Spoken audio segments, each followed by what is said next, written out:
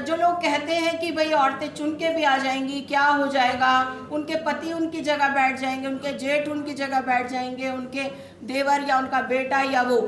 मेरा मानना यह है कि चाहे पति बैठे या देवर बैठे या जेठ बैठे, कुर्सी जो है वो अपनी कीमत शाम को चुनाव में खड़ा करा जाता है। सबसे पहला उनका पोस्टर ये होता है कि उनके सर ढका होगा, एक बड़ी सी बिंदी होगी और उनके हाथों में बहुत सारी चूड़ी होंगी और ऐसे पोस्टर होगा। ऐसा होगा। घर के पुरुष कितना झाड़ू पोछा बर्तन लगाते हैं, कितना घर चमकाते हैं, कितना बच्चों को पालते हैं, क्या करते हैं। हम तो ये सवाल कभी नहीं उठा जाती है। मान लो हम पे घूंघट थोप दिया कि औरतों की जो इज्जत होती है वो सर ढकने से होती है, क्या होगा?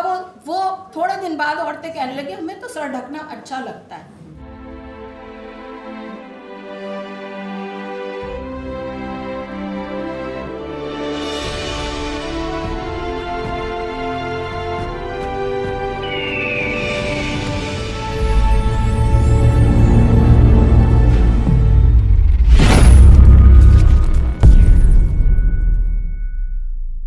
आज बहुत ऐतिहासिक दिन है। ऐतिहासिक दिन इसलिए क्योंकि आज के दिन डॉक्टर अंबेडकर ने कानून मंत्री के रूप में शपथ ली थी। तो ये एक बहुत बड़ा और ऐतिहासिक दिन है और ये दिन चुनने के लिए आपको बहुत बहुत बधाई। आज जो था हमारा टॉपिक तो यही था कि प्रतिनिधित्व भागीदारी, और मैंने कुछ साल पहले एक आर्टिकल लिखा था कथा देश में पॉलिटिकल पार्टी में दलित महिलाओं की हिस्सेदारी को लेकर के, और उसमें मैंने 5-6 पार्टी में जो भी कार्यकर्ता थी उनका इंटरव्यू लिया था। तो उसमें बीएस बहुजन समाज पार्टी से भी एक महिला काम कर रही थी, फिर कांग्रेस पार्टी में, फिर बीजेपी में और कम्युनिस्ट पार्टी में तमाम तरह की औरतों के मैंने इंटरव्यू लिए। और इंटरव्यू में यही पाया कि जो दलित महिलाओं की स्थिति है पार्टियों में वो बेहद निराशाजनक है। वो लीडरशिप में कहीं भी नहीं है। और मैं दलित महिलाओं की क्या बात करूं कि जो सामान्य महिलाएं वो भी लीडरशिप में नहीं है, फिर दलित महिलाओं की तो हम बात ही छोड़ दें। बहुत सारी जो हमारे साथी थी उन्होंने बताया कि वो दरी बिछाने से लेके जूतों को खिसकाने तक, कुर्सियों की धूल झाड़ने और ये सब का काम करते हैं वो पार्टी में। आपने देखा भी होगा कि जब भी कोई बहुत सारे खुलासे होते रहते हैं और उसमें औरतों को किस तरीके से बेइज्जत किया जाता है। और आपने देखा होगा कि कोई लीडर पकड़ा गया, किसी महिला के साथ कोई लीडर पकड़ा गया, लेकिन उसका कारण ये है कि हमारा जो मीडिया का चरित्र है वो इतना ज़्यादा महिलाओं के खिलाफ है कि वो औरतों को ऐसे निकाल के दिखते हैं, और इसके कारण महिलाएं राजनीति में जाने से डरती हैं। राजनीति में जाने से अभी जो बात उठी थी कि महिलाएं जो हैं वो चुन के आ जाती हैं, चुन के आ गई कुछ महिलाएं, ज़्यादा नहीं, क्योंकि प्रतिनिधित्व है ही नहीं। प्रतिनिधित्व का मतलब ये होता है कि जितनी आबादी उतनी प्रतिशत महिलाएं हो तो हम मानते हैं प्रतिनिधित्व। अगर 150% आबादी में से 2-1 महिलाएं आई तो प्रतिनिधित्व नहीं माना जा सकता उनको। तो जो लोग कहते हैं कि भाई औरतें चुन के भी आ जाएंगी, क्या हो जाएगा, उनके पति उनकी जगह बैठ जाएंगे, उनके जेठ उनकी जगह बैठ जाएंगे, उनके देवर या उनका बेटा या वो। मेरा मानना यह है कि चाहे पति बैठे या देवर बैठे या जेठ बैठे, कुर्सी जो है वो अपनी कीमत समझा देती है। आज उनका अगर पति बैठा है तो कल वो उसको धक्का मार के उस कुर्सी पे जरूर बैठेंगे। और ये हो भी रहा है, ये हो भी रहा है। जहाँ जहाँ औरतें ने अपनी जगह बनाई, कुछ सालों में उसने उस जगह की कीमत समझी। पहले उसको फोर्स से लाया गया कि तुम्हें किसी का पति चला गया या कोई जो थी वो सीट महिला के नाम से घोषित हो गई, या ये देखा कि इस पे कोई मिल नहीं रहा। तो इस तरीके से जब महिलाओं को खड़ा कर दिया और महिलाओं को ले आया गया, लेकिन बाद में वो एक मुखौटा नहीं रही, उन्होंने उस मुखौटे को तोड़ करके अपना रोल अदा किया है। और ख़ासकर मैं ये कहूँगी कि बेशक थोड़ी महिलाएं हैं, लेकिन हमें उन थोड़ी महिलाओं के लिए भी बेहद खुशी है कि वो वहाँ तक पहुँची। सवाल ये है कि क्या जो महिलाएं संसद में और कहीं कहीं पहुँचती हैं, क्या वो कुछ कर पाती हैं?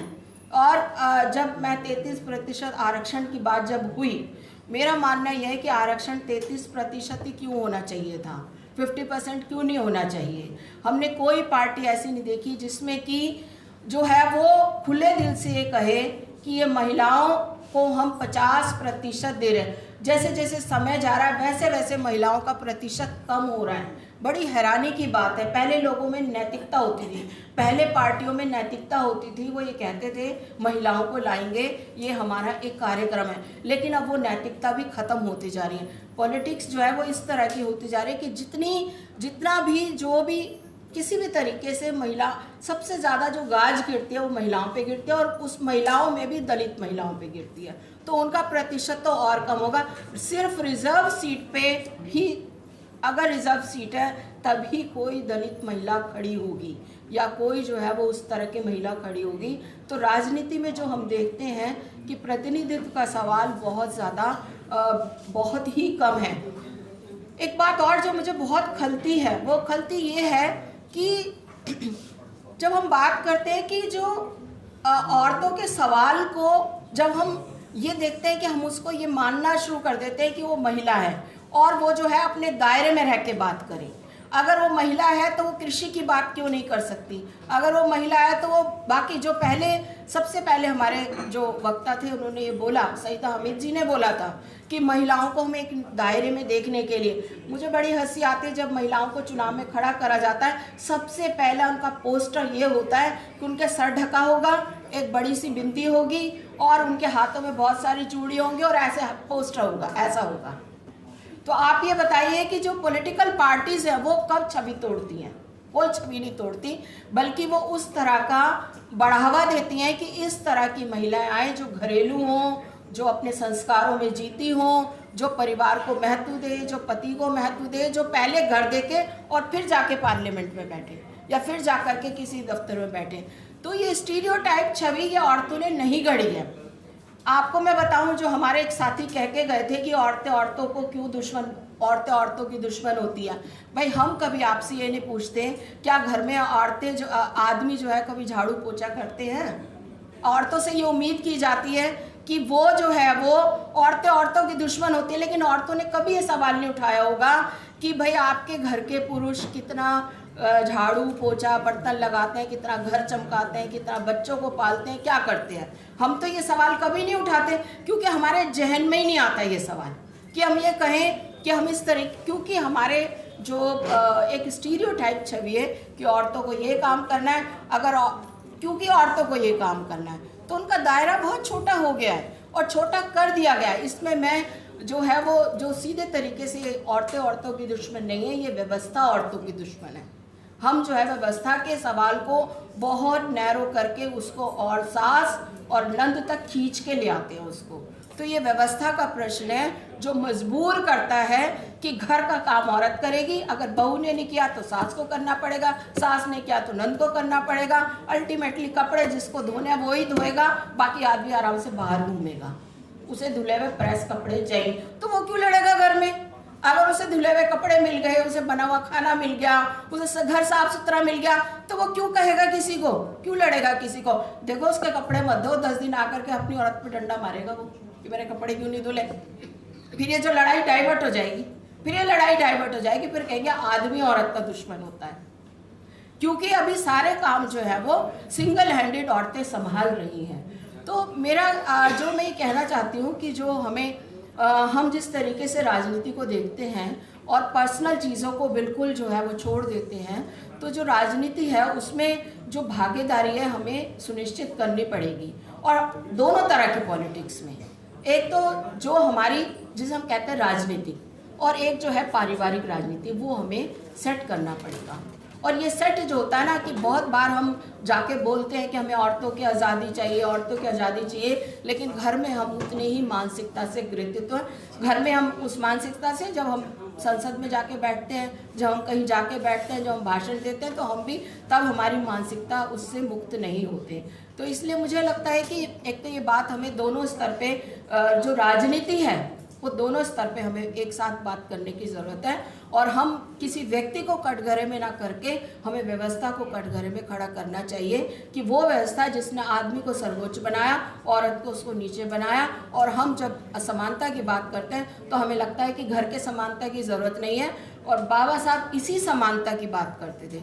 बाबा साहब हमेशा कहते थे कि घर में लोकतंत्र होना चाहिए, घर में पार्लियामेंट में भले पार्लियामेंट का लोकतंत्र गायब हो रहा है, क्योंकि परिवारों में भी लोकतंत्र गायब हो रहा है। परिवारों में हम लड़कियों को निकलने नहीं देते, उनको फोर्स कर रहे हैं कि वो जो समाज में जो एक दायरा है। देखिए, मैं एक चीज़ आपको मैं बता दूं कि जो चीज़ हम पे थोपी जाती है, जो चीज़ हम पे थोपी जाती है, मान लो हम पे घूंघट थोप दिया कि औरतों की जो इज्जत होती है वो सर ढकने से होती है, क्या होगा? वो थोड़े दिन बाद औरतें कहने लगी हमें तो सर ढकना अच्छा लगता है, हमें अच्छा लगता है, क्योंकि इससे क्या होता है, हमारे बाल सफ़ेद नहीं होते, धूप नहीं लगती और बहुत अच्छा लगता है। और आदमी देखो ऐसे घूमते रहते हैं, उनको पसीना आता है, हमें पसीना। तो ये जो थोपना है वो धीरे धीरे हमारी चॉइस में बदलने लगता है और हम कहने लगते हैं ये हमारी चॉइस है कि हम घूंघट करें कि ना करें। तो ये चॉइस नहीं है, ये एक थोपी हुई चीज़ को हम चॉइस बना रहे हैं। अभी पिछले दिनों आप देखेंगे कि इस तरह की औरतों को ग्लोरीफाई किया गया जिन्होंने पूरा अपना शरीर ढका हुआ और बस चला रही है, पूरा यहाँ तक उनकी चूड़ी है, यहाँ तक चूड़ी, यहाँ पे उनका लटका हुआ आगे माथे पे है और पूरा ढका हुआ है, पूरी इतनी बड़ी नथ पहनी हुई है। उनको ग्लोरिफिकेशन किया गया कि देखो ये भी तो औरतें हैं। जब उन औरतों को हम ये कह रहे हैं कि बस चला सकती हैं, तो ये औरतें जीन्स पहन के बाहर क्यों जा रही हैं? ये भी तो यही कपड़े पहन के वो काम कर सकती हैं। तो जो हमें बहुत बारीक तरीके से समझने की ज़रूरत है कि क्या हम करना, क्या हमारी चॉइस है और क्या हमारे बीच में हमें डाला जा रहा है। कौन सी ऐसी चीज़ें कि जो हमें गुलामी पसंद आने लगी।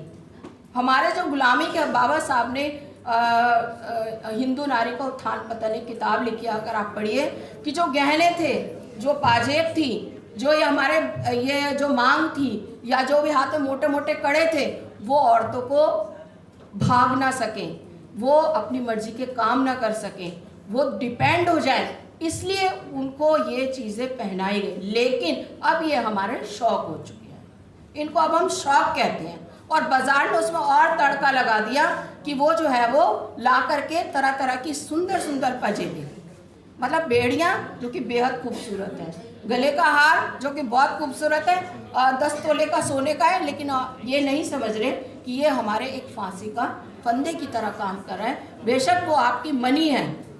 एक बार मेरी एक फ्रेंड ने कहा, एक मैं बहुत मज़ेदार, मैं किताबें खरीदती हूँ, मेरी एक मित्र ने कहा कि जब हमारा डीए बढ़ जाता है तो हमें थोड़े पैसे मिलते हैं, तो उनसे कहा कि भाई मैं तो एक हार खरीदूँगी। ये मज़ेदार बात सुनिए। तो मैंने कहा कि तुम कुछ सेविंग कर लो, अगर तुम्हें हार क्यों खरीदना है? कह रहा है सेविंग को मैं गले में थोड़ी लटका के जा सकती हूँ कहीं, तो हार ही तो लूँगी, हार तो मैं लटका के 4 लोगों को दिखा भी सकती हूँ, लेकिन सेविंग का क्या होगा? तो वही मैं कह रही हूँ कि बहुत ऐसा हमें ये सोचना पड़ेगा कि किस तरीके से जो है महिलाओं के कुछ ज़रूरी सवाल हैं जो व्यवस्थागत सवाल हैं, उनको हमें अलग दृष्टिकोण से देखना पड़ेगा।